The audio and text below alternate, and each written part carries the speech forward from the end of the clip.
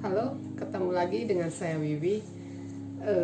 Beberapa hari yang lalu saya menonton satu kontennya Panji yang isinya atau judulnya itu bermimpi dengan detail. Jadi saya mau sharing sedikit mimpi yang pernah terjadi pada saya, dan mimpi itu bisa dibilang cukup detail ketika saya memimpikannya. Jadi saya itu kan dari kampung ya. Kalau kalian pernah dengar suatu kota namanya Kisaran, itu kira-kira kalau dari Medan ibu kotanya Sumatera Utara. Nah, dari Medan itu kalau menuju ke Kisaran itu harus dengan mobil kira-kira 3-4 jam. Nah, saya dari kota kecil itu gitu.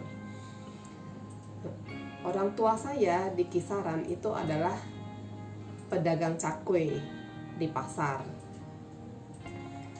Gak ada orang yang gak kenal orang tua saya di kota itu.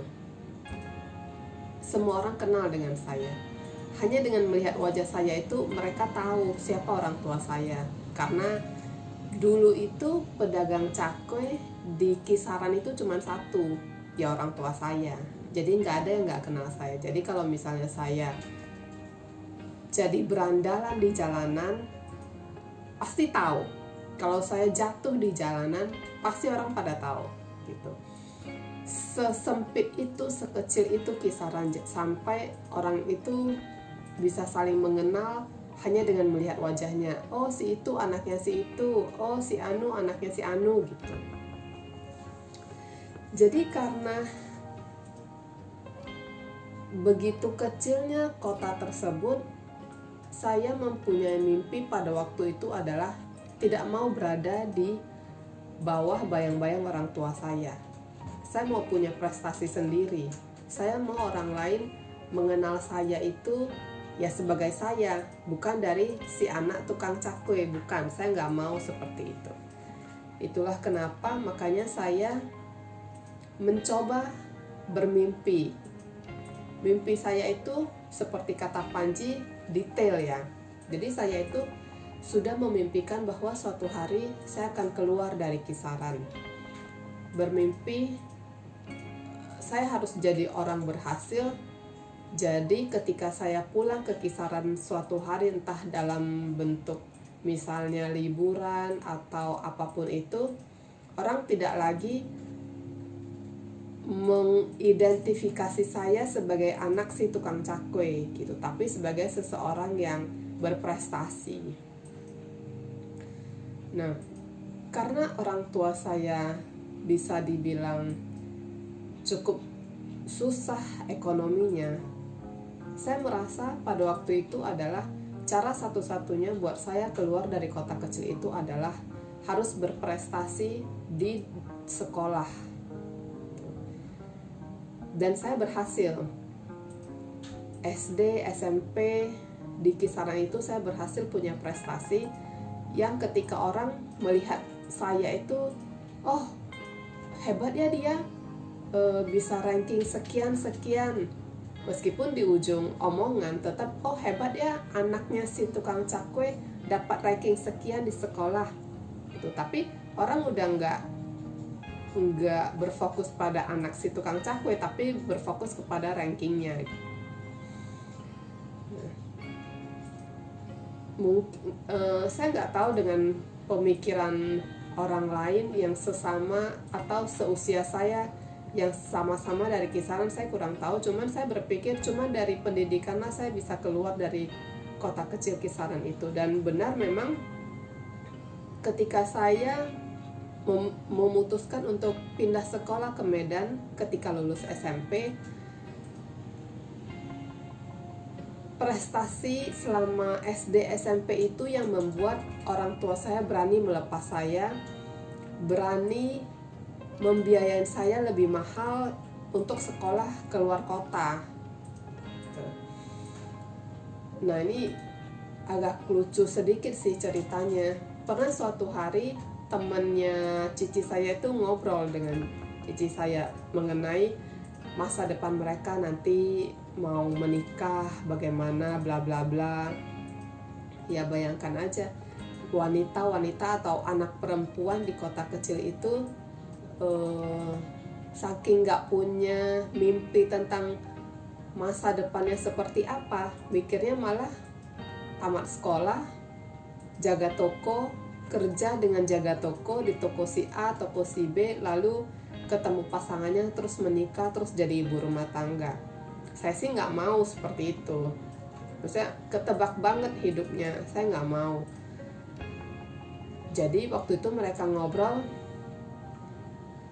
mengenai plan mereka bekerja di toko yang mana, dengan gaji berapa, mau suami yang bagaimana, jadi ibu rumah tangga yang bagaimana, dengan anak berapa orang. Saya celetuk, saya bilang saya nanti kuliah di Jogja, saya baru akan menikah di usia 28. Bagi orang kampung, menikah di umur 28 itu bisa dibilang tua ya. Mama saya aja nih yang umur 24 menikah itu udah dicap tua. Cici saya juga menikah di umur 24 itu dicap tua. Jadi ketika saya berceletuk ngomong kalau saya akan menikah di usia 28, itu mereka melihat saya sampai pelongok gitu. Ih, tua banget umur 28 baru menikah. Tapi saya cuek aja. Waktu itu saya nggak tahu kenapa bisa muncul angka 28 di kepala saya sampai saya omongin.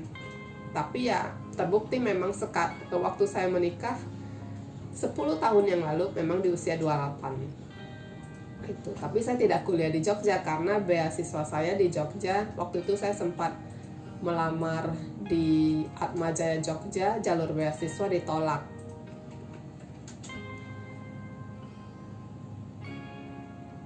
Itu salah satu mimpi saya yang saya mimpikan secara detail. Maksudnya saya bisa memimpikan itu gitu.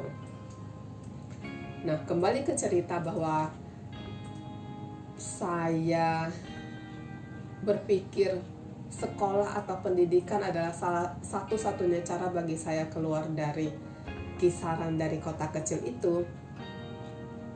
Bisa dibilang perjuangannya cukup berat. Jadi karena pemikiran saya bahwa sekolah lah yang akan menolong saya, makanya saya sekolah mati-matian gitu. Giat banget saya belajarnya. Saya kursus bahasa Inggris, saya kursus komputer dengan biaya sendiri. Saya kursus waktu itu di kelas 2 SMP. Waktu itu saya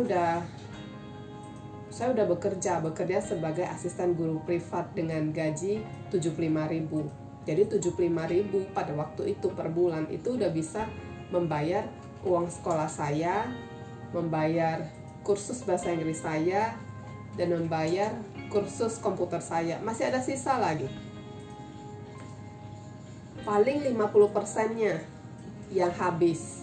50%-nya masih bisa saya nabung. Biasa sisa 50% itu suka saya kasih ke mama saya untuk membantu keperluan dapur atau membantu membayar uang sekolah cici saya atau adik saya ketika jualan cakonya tidak terlalu lancar.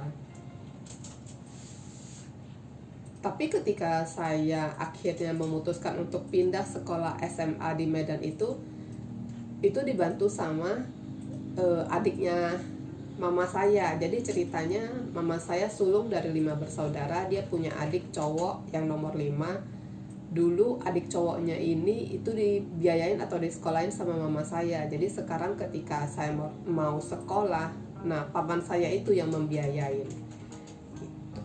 Jadi ngomongnya balas budi. Nah akhirnya saya SMA di Medan, akhirnya kuliah juga di Medan sambil bekerja. Di tahun pertama saya sudah bisa membiayai uang kuliah saya sendiri sambil bekerja. Kemudian juga ketika ada libur semester genap itu saya ngajar privat. Lumayan hasilnya. Dulu saya bercita-cita sebagai karena dari kecil saya kan membantu orang tua saya mendistribusikan kue ke kopitiam ya. Jadi saya udah terbiasa dengan hitung-hitungan.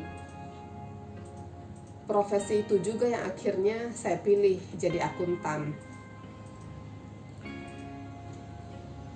Mimpi saya lagi yang waktu itu adalah waktu masa kecil saya pengen bekerja, tetap bekerja meskipun sesudah menikah, kemudian punya usaha sendiri di mana suami saya yang jadi ceritanya pengen punya suami yang punya usaha, yang ketika dia butuh seseorang untuk hitung-hitungan di usahanya itu, nah ada saya sebagai istrinya yang bisa hitung-hitungan. Itu cita-cita saya dulu, dan sekarang sudah saya jalanin. Menurut lu gimana? Detail nggak mimpi saya? Saya masih punya mimpi lainnya, tapi nanti ketika saya sudah menjalaninya atau berhasil menjalaninya, saya baru akan cerita kembali agar saya bisa cerita bahwa mimpi saya itu terwujud, supaya nanti anak-anak saya ketika mereka sudah besar, mereka bisa melihat video ini dan merasa bangga pada mamanya yang mengajarkan mereka bahwa bermimpi dengan detail itu penting. Bermimpi dengan detail itu jangan cuma sebatas mimpi, tapi tetap harus menjalani step by stepnya. Jadi kalau sekarang posisi kamu di A, kamu bermimpi untuk sampai ke Z, kamu harus menyusun langkahnya dari A ke B, habis dari B ke C gitu. Gak ada yang instan, semua perlu proses. Nikmati aja prosesnya, tapi ingat tujuannya, ingat mimpinya.